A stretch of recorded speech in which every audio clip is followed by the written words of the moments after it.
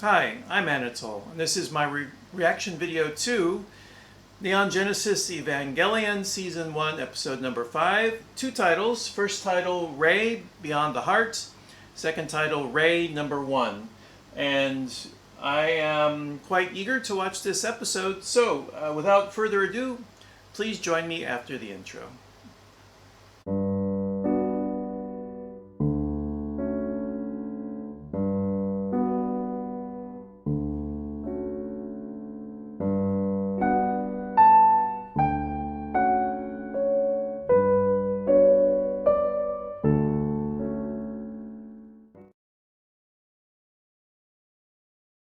Information for the episode while the opening credits roll. It scored 8.0 on imdb.com. That's with a total of 546 votes. Oh, I love all this information. You can just pause the screen and look at it all. It's so cool. I'm not used to being this close to the screen. All the information is this close to me. Is this a flashback? Wait, no, is this Ray? I'm confused. Who's in the Eva now? So Ray's in the Eva. All right. There's what we call object praxis in literary criticism.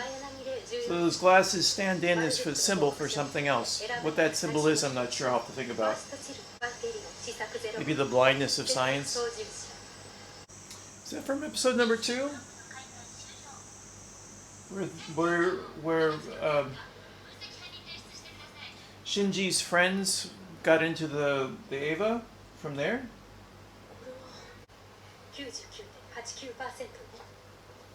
It's like better than simian and humans. Or maybe about similar. I think it's better than simians and humans. Oh my god, knockers. I haven't heard that in a long time, knockers.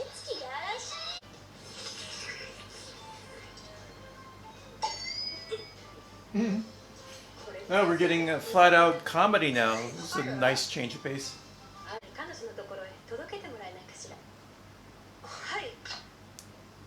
That's a recipe for disaster. What the heck with the blood? Oh my god, what's going on with all that blood? She's got a messy apartment just like, what's her head? Not Ritsuko, Misato. Dum dum dum, the glasses again. Are we gonna get an Oedipal drama?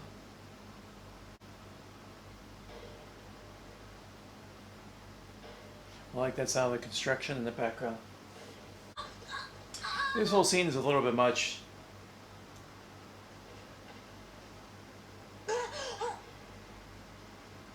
Okay, can you please tell me the last time you had your bag caught on a drawer and you ended up with a pair of bras on your butt? No, you can't tell me that because it doesn't happen. It's too contrived. Borderline clear. Okay.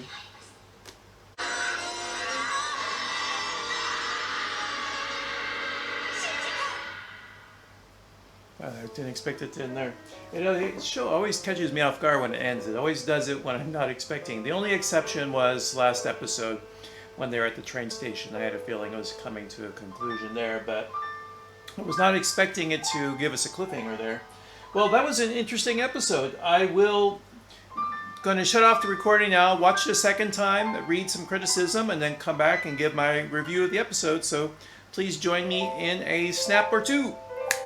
And I've finished watching the episode a second time, and I've read some criticism about the episode. So now let's get into my review. And I think that one thing that was mentioned by some of the other critics is that we have these people who are responsible for protecting humanity and are building their own separate family. It's kind of like that bonding that the combat troop has, the wartime bonding.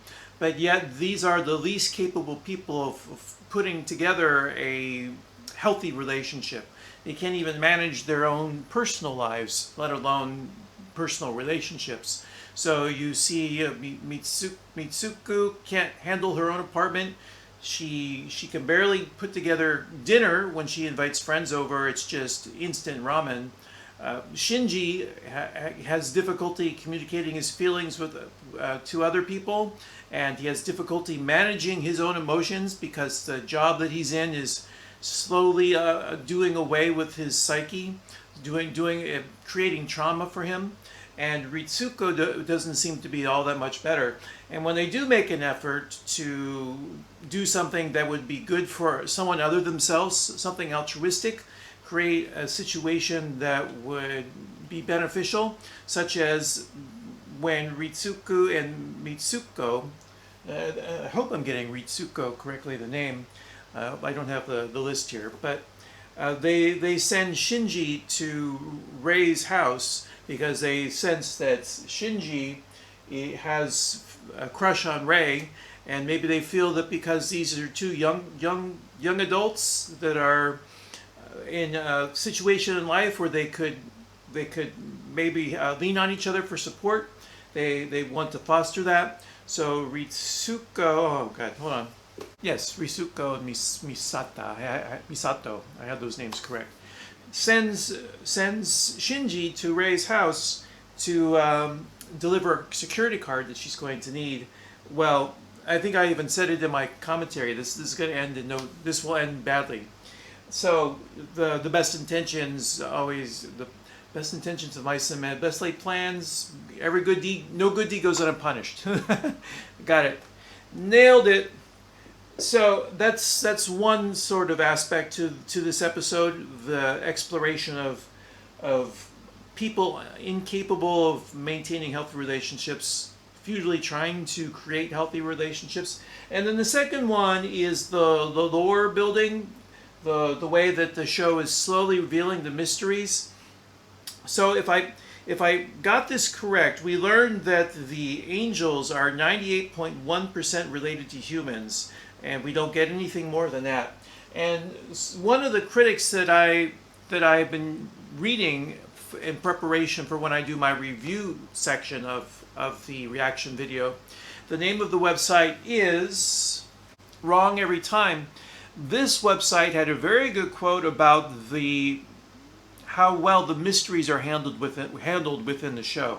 So I quote, because one thing that we also learned was that Rei, I think if I'm getting this correct, there have been 3 generations of pilots of the Evas, three different attempts to get the correct person that could handle one of the Evas. And Rei was part of the first and is now part of the 3rd generation, if I've got that correct. And that the name of the project to find these pilots for the Evas was called the Marduk Report.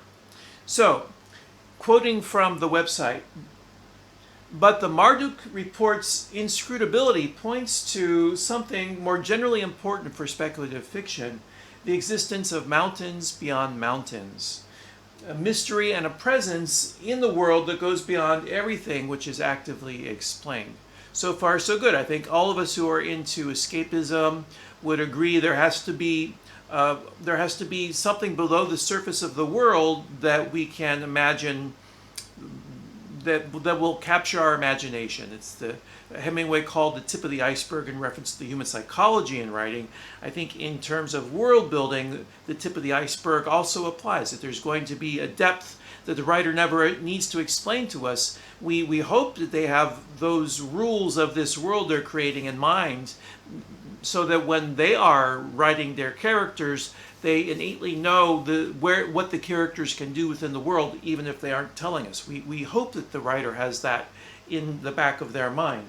To continue from the website, great fantasy works create worlds where even after the story is done, you still feel an urge to explore the untamed reaches of these places. And great science fiction creates an alternate reality whose pieces we can see all seem part of a greater whole. Now that is the healthy the healthy creation of the world. But I'm getting the impression, and I've had the impression, I think I mentioned way back in my non-spoiler review of episode 1, that I have a sort of vague notion of where the series goes. It's not spoiled for me, but I do know that many fans are unhappy when they get to the end. So that's one clue, kind of what goes on. And I have a vague notion.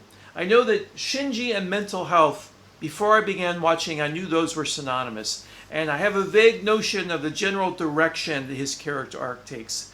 It's not confirmed. Maybe I'm just imagining things. But if I haven't spoiled it all by the reputation preceding the show, it's in those two areas that the fans are kind of unhappy. Some fans are kind of unhappy at the conclusion of the series, and that there's something dark around the character of Shinji. And that's all I really know. I don't know more than that. I have a feeling this issue of mysteries, unexplained, is part, or unresolved, is part of the unhappiness of the fans. Maybe I'm right, maybe I'm wrong. I really don't know. I'm just guessing. I have not been spoiled on the show.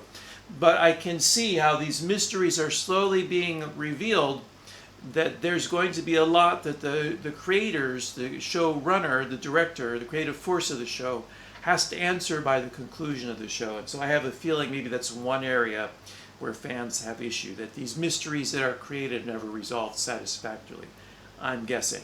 So anyway, that's sort of my mini review of this episode, drawing upon the greater themes I saw commented upon by other reviewers and my own impression about the general aspect of lore. Okay, well, that's all for now. Take care and be well. Goodbye.